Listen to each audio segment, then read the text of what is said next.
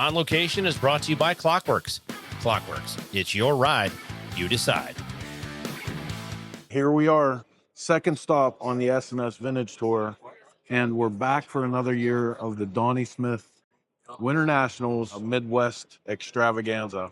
Great thing they started here last year with the whole Invited Builder Showcase. We're in the middle of it right now where the S&S builds that you guys saw us launch in Daytona are prominently displayed.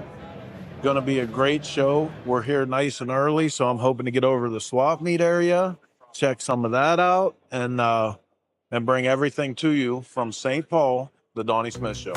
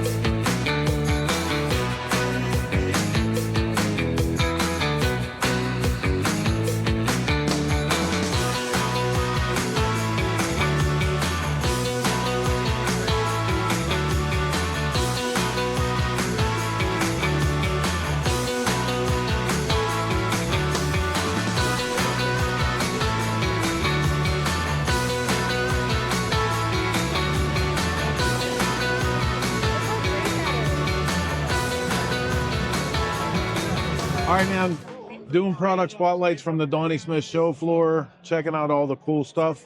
Obviously, we run into our boy Curly, who's got all the bling for your motorcycle over here in his booth. Stuff. So everything is American made by us in our shop in-house, which is good, and we're very proud of that. We have a whole billet line. This is our performance lineup.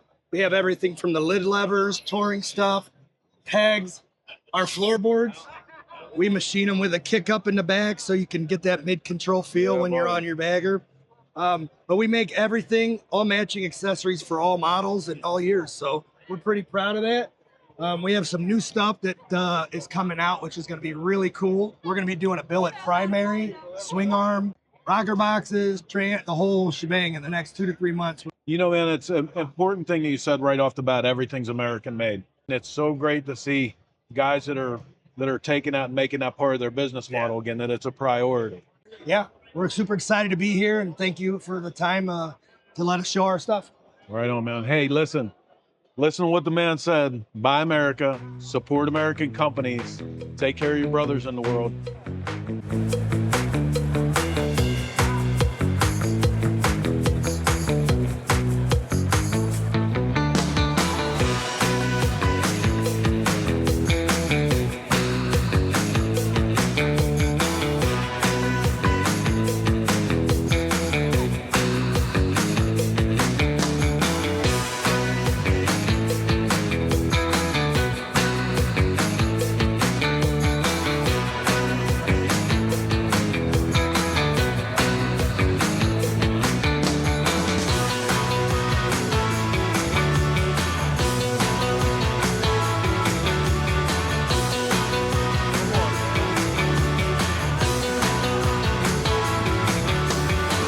I can't believe we made it. We're at the bargain bin and the swap meets. My life is complete. I am officially successful in the motorcycle industry.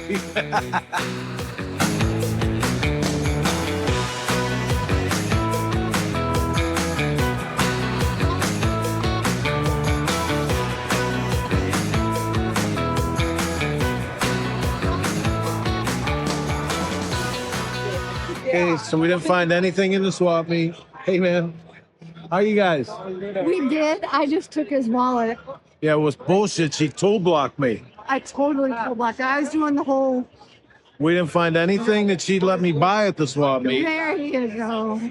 But we're gonna bounce out and go get some lunch. Come on. Cassettas.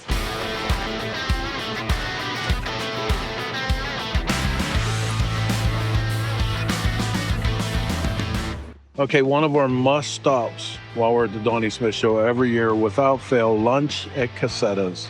Oh, dude. It's like almost heaven, maybe. I'm not sure. Only It's- 2 blocks away from the show. And here's the deal. It's actually 4 places in one. Yeah. 'Cause there's there's- an Italian groceria. Italian trattoria, best baked goods. Oh God. There's a top shelf pizza parlor.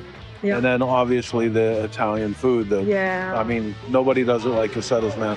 You want to come down here and check it out. But So good. beware, because if you come around any of the busy You're gonna hours, wait. there is a line. You're gonna stand in Totally line. worth it. You're gonna wait, and it's worth every Totally minute worth of it. wait time. And I don't wait to eat. I get angry, but I will wait for Casetta's.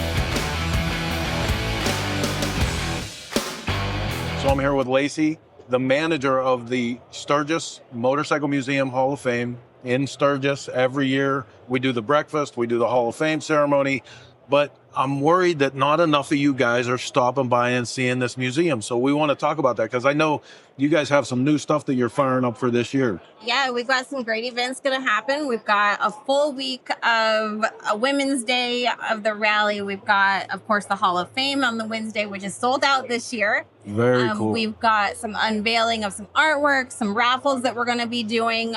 We have some David James original artwork that's going to be raffled along with an S&S crate motor.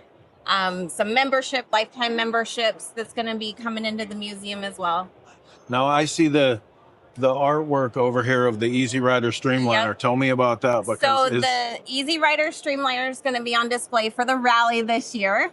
And then, of course, the David Mann unproduced print is going to be available at the raffle as well. so how old are you?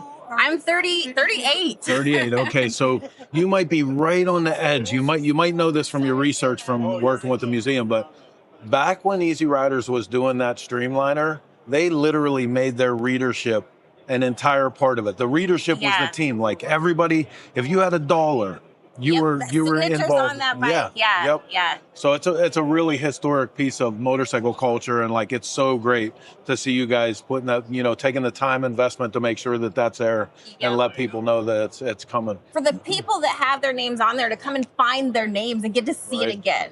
Yeah. Very cool. Well, we'll look forward to seeing you in Sturgis. Thank you for guys. taking time. Thank I you hope you very have a much. great show here. Yeah. Great to meet both of you guys.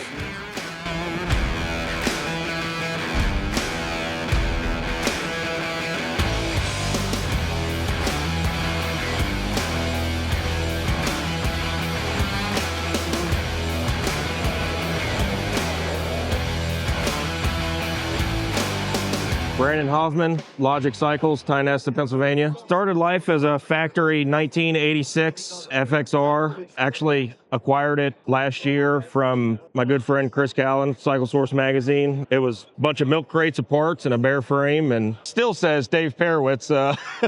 So I got to get the title done for it. But this was an old Dave Perowitz FXR that I don't think was ever built. It had plans, and then Chris acquired it, and then I acquired it off of Chris, and finally made it here with it. Drivetrain, it's a 89 cubic inch, 10.5-to-1 Delcron case, Jim Stroker flywheel, S&S pistons, lead sled pan top covers. It's got a 95 FLH transmission. Didn't alter the frame. I altered the oil pan instead of altering the frame on the bike. Stainless exhaust made in-house. The pegs are Speed Dealer. The controls are Speed Dealer. Handlebars are Arlen Ness. The mid controls were actually an old set of Roland Sands Sportster mid controls that I remachined to make a set of mid controls for a 3-inch open belt. I just love the stance of the FXR choppers, and this is my version of it. It's a Brock's swing arm with a monoshock setup. Really cool, cleans the back of the bike up. You know, just makes you wonder. It makes you look. That's what I love. You know, I want people to look. And one of the keys on this bike is, you know, the details are in every 12-point bolt. I've got probably about 30 hours just in turning ARP head bolts or ARP heads down to fit in countersink holes. And, you know, another goal was for it to be clean, not only what you can, but what you can't see. If you take the seat off, the battery box has got ARP inside, the motor's ARP inside, the transmission's ARP. Everything on this bike is done front to back, and I love it.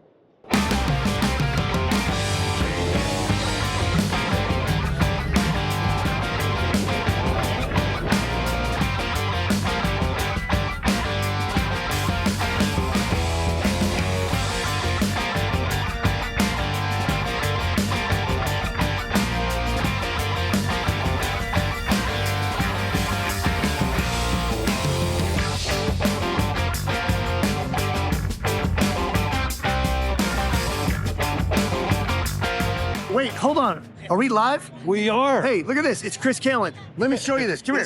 It's Brian Come Clark. here. Look, I found this bike. Oh. It's called the Viola Flyer. I want to ride it. Hey, Mr. Callan, can I ride your bike? Absolutely. Please? Dude, you look so much like Cargo when you do That's how you got to do it. I got taught by my 4-year-old. He just says, please, Daddy. And you're like, okay, I give. You know, so here's what I want to talk about for a minute. All the craziness, everything that goes on, and it seemed like a blur. And the bikes got to Daytona, and then they were gone. Yeah. What do you feel like when you come back and see it sitting here? It makes today? me so happy. You know, I think about all the work that, you know, the team did at your garage, Yep. all the work that they did at the shop, and even to get a look at, you know, everybody else's bikes up on these stands in this lighting is almost better than being in Daytona on the ground. And so you're like, you know, checking out Chip and Mikey's bike right here, right? The wheels that they made, you know, just these wheels alone would make anybody giggle, right? Now, if you could make, you know, all these brackets, all this stuff, the risers, whatever the hell this little gremlin is, you know, I mean, I love my friends. Like, they're so wicked talented, and it just makes you understand that, you know what? We do this for a reason. It's hard to give up your bike. It's hard to keep it under wraps. And then all of a sudden, when you get to unveil it, it's like, man, I'm so proud to be amongst these 5 other builders. Like, our team's killed it. I'm grateful. I'm just filled with joy when I see it. It's like, makes me so happy, right?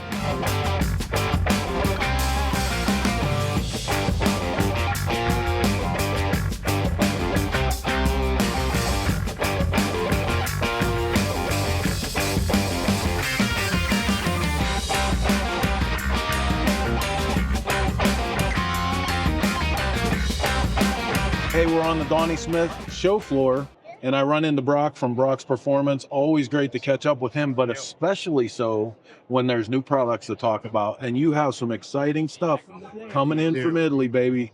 Let's start right there. Well, we met our vice president goes to ICMA every year and looks at what's out there. And a gentleman named Vidi Matteo caught his eye, has just and I hate to say it, but the stereotypical beautiful eye for art and performance and putting them both together. And we said, hey, we need this. So some of the stuff that Vidi's does, like for instance, there's a big trend in the industry to go with bolt-on swing arms. They're billet swing arms, but they bolt together. If you look at this, no bolts. It is billet. This thing started from a big old chunk of aluminum. Yep, no welds, no bolts. No welds, super clean, very, very nice. You know, the rear hanger if you want to put a radial caliper on there. He also does some really nice risers. Yeah, got them degreed so you know exactly where they are, where they need to be. And then one thing that he's very good at, this is also available in a whole slew of colors. And you know how it is, especially when you anodize. If you get one part anodized one day and the other part the other day, or heaven forbid another place, they don't match. Yep. He understands how important it is to match. So all of the colored items that come in, you can lay them all out on a table and, just tell somebody, I will bet you don't see a difference. And he's that good. They're really good. So this is available now? These are available now. Yeah. Okay. Tell everybody where we can go find that. Rocksperformance.com. Right on, man. Well, thank you for your time here today. Hey, this is Chris with your product spotlight from the Donnie Smith show floor.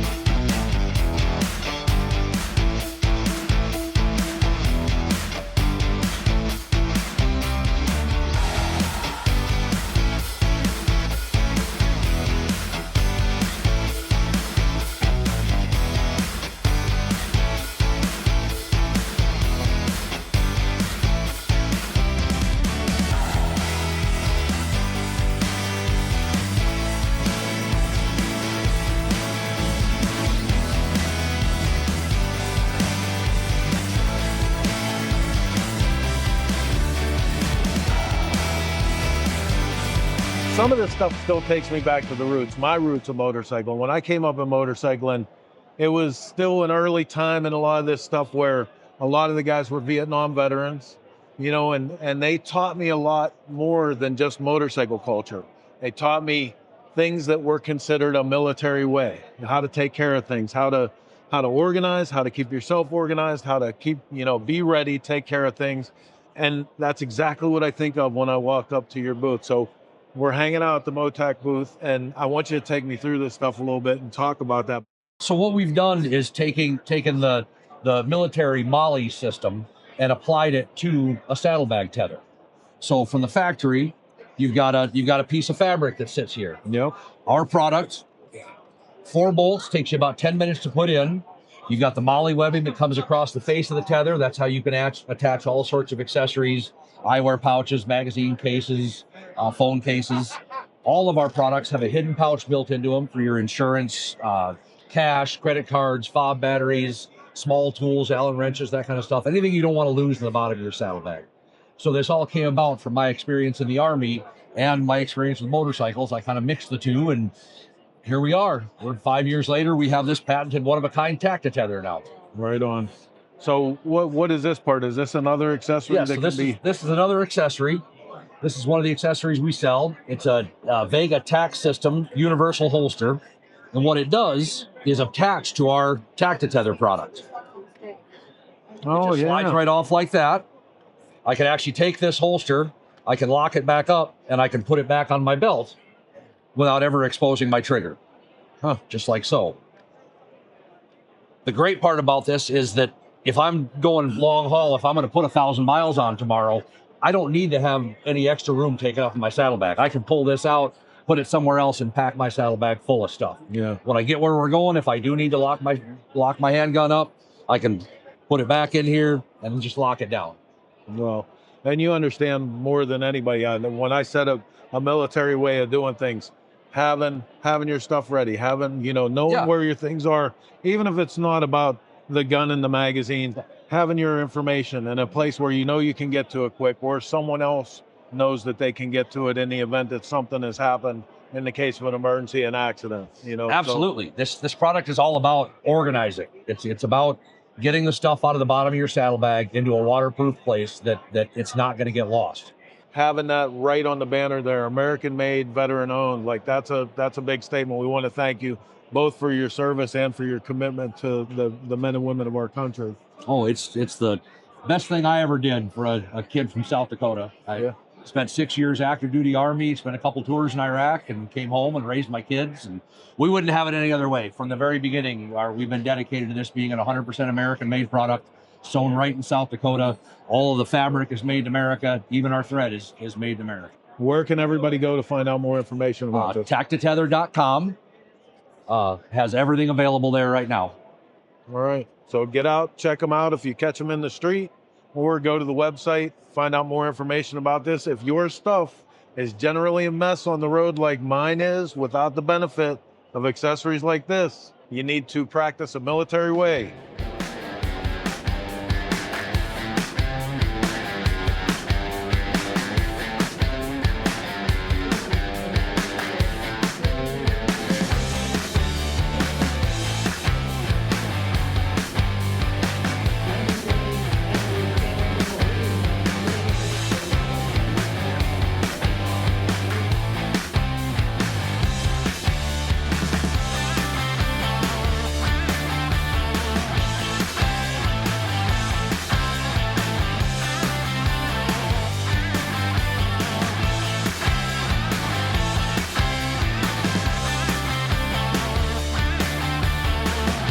Jason Hallman, Lakeland, Florida, Cycle Stop USA.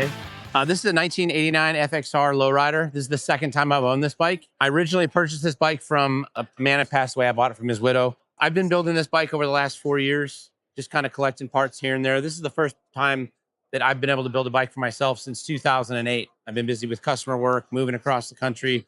The paint was done by Fish at Alleyway Customs in Jacksonville, Florida. And I kind of, if you look at it, it's kind of meant to emulate. I was really big into BMX in the 80s. And there was a bike that always eluded me. It was a quad angle from SC Bikes. And so this is kind of built as an homage to the bikes that Perry Kramer and Stu Thompson rode. BMX has always been a big part of my life. And it's how I got my start on two wheels, really, on my own. So there's little touches here and there. I wanted it to look like a PK Ripper or a quad angle. I used a lot of my friends' parts on the bike. I've got one of Curly's gas caps. I've got risers from Paul at Bare Knuckle. I've got Pro One tubes and in trees from Willy Woo. The engine and the wheels are both from Ultima. And I used one of Jody Perowitz has a really nice seat for the FXR. The best seat, I think, for the FXR. It's nice and low slung because the FXRs that I really like are the ones that were built through the 90s. You know, they were kind of the lower, the more agile looking ones, not super tall. And Mustang makes it. And I had James Carter at Bitch and Stitch and recover it with Alcantara like you'd find in a BMW or something. You know, try to be a little bougie. I'm a little bougie, I guess. I use one of Nick Trask's big sexy pipes. I've got a Providence Cycle Works swing arm. It's a billet swing arm that was designed by Xavier Muriel at Providence Cycle Works, and then it was engineered and it's actually produced by Toast Performance up in Connecticut. It's an awesome billet swing arm. It fits great and allows me to use a modern brake on the rear, so I didn't have to use the old style single piston caliper. One of Fabricator Kevin's one-shot tail lights, and then the bars and the kickstand are both from my buddy Anthony over at Tinworks. We modified the frames. Originally, we were going to put a twin cam bagger drive line in it, but I couldn't beat the deal that I found on Facebook Marketplace for I've got a TP Trans that was out of a Big Dog Pro Sport. So the cool part about when I do a bike, I don't rush it, and I get to kind of pick each different part and make sure it fits with it. And, you know, when you're building a bike like this and you want to hit a certain mark, you buy a lot of parts and you end up putting them on the shelf for a different project because they just kind of don't work well with the other parts. So one of the most interesting things that I have on the bike, though, is this air cleaner. So that was a gift to me by one of my friends who it's off of his West Coast chopper. He had wrecked his West Coast chopper at one point in time and it went back to West Coast. And when it came back to him, Jesse had put a different air cleaner and different controls and things on it. But that air cleaner was in the box. So as a gift, he gave that to me. And it's just something that it kind of shouldn't go with the bike, but it kind of does.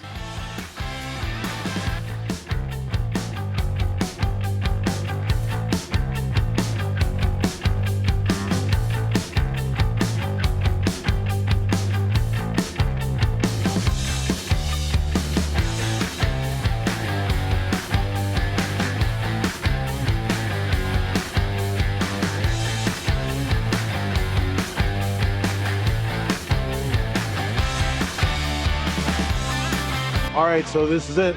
This is me checking out from the end of the Donnie Smith show. Another great year, successful. They're going to have all day tomorrow, but Heather and I cut out early in the morning because Arizona, here we come. I want to thank Neil, everybody from Donnie Smith, from the show, from Dennis Kirk, and especially you guys for coming along on the ride. Signing out from the Donnie Smith show. This is Cycle Source TV.